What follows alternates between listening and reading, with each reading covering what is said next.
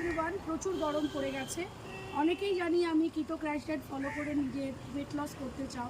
তোমরা যদিও ভালো করে জানো কিটো crash diet, intermediate fasting diet plan সমস্ত কিছুর আমি এগেনস্টে, কারণ আমি সবসময় এক জিনিস বিলিভ করি, সিম্পল ওয়েতে খাও, সিম্পল ওয়েতে চলো, তাহলে তুমি নিজেকে খুব ভালোবাসতে পারবে।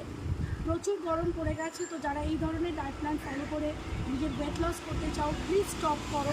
এবং আমি বারবার বলছি, ডায়েট প্ল্যানে কিছু ইনক্লুড না করলেও ডাবের জল, নুন চিনির জল এবং প্লেন অ্যান্ড সিম্পল জল খাওয়া স্টার্ট করো। ডায়েট প্ল্যানে আইস ওয়াটার রাখতে পারো এবং সারাদিনে 1 গ্লাস নর্মাল জলে লেবু খেতে পারো। তাহলে কিন্তু তোমার স্কিন হেলদি থাকবে, হাইড্রেটেড থাকবে, তোমার শরীর মন সবটাই ভালো থাকবে।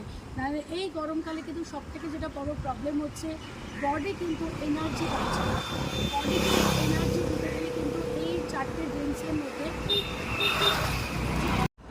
আরও বিস্তারিত জানতে আমাকে হোয়াটসঅ্যাপ করো 9007512842 989933927। ইট হেলদি স্টেবল।